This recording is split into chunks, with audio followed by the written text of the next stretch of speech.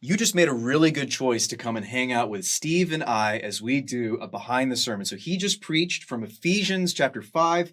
You were talking about that we need to shine as light in the world. And yeah, that we are going to expose what is sinful in the world. But is that loving? Is it loving to do that to other people? Why don't you talk about that, Steve? Love to. Thank you. So it might not feel loving to everybody, and that makes us nervous about actually doing it because we want to be nice, right? The 11th commandment, thou shalt be Thou nice. shalt be nice, So body, it might not yeah. feel loving to them, and that makes us a little cautious and reticent maybe.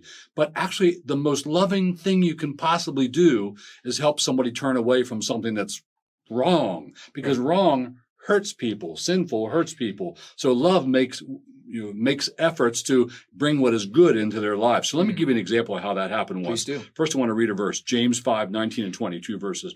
My brothers, if anyone among you wanders from the truth, and someone brings him back, let him know that whoever brings back a sinner from his wandering will save his soul from death and will cover a multitude of sins. That's a loving thing. Let me tell you about what happened.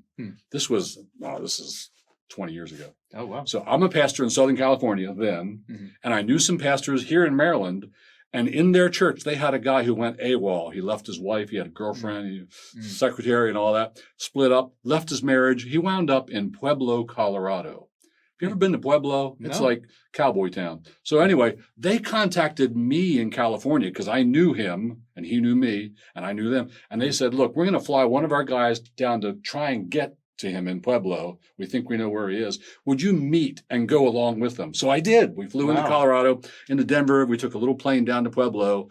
And here was the cool thing, man. We're like in ties because we were Reformed Baptist dudes and you wear ties. And we're in a rental car in this apartment complex waiting for this guy to come home. So it's 8 o'clock, 9 o'clock, 10 o'clock, 11 o'clock, 12 o'clock, 1 o'clock, 2 o'clock. And people in the apartment see these two. We look like G-men. Right. Like we're staking out the place. It's really cool. Like, is there going to be a drug bust tonight or what? So they're peeking out their curtains. Are those guys still out there? Yeah, they are.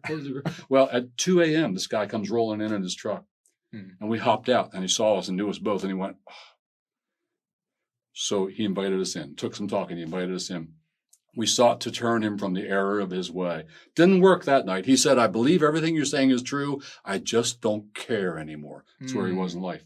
But a couple years later, he came back. Oh, wow. He came back to the Lord, back to the faith, back to everything. Do you think, in part, because you guys went and chatted with him? I think that was an important step in the way. But even if it wasn't, we were trying to do this thing of it's love to expose his sin and call him back to the Lord Jesus. So let's do the loving thing. So let's do more of that. Yeah, Thanks, absolutely, John. Steve. Thanks for coming. It was fun. All right.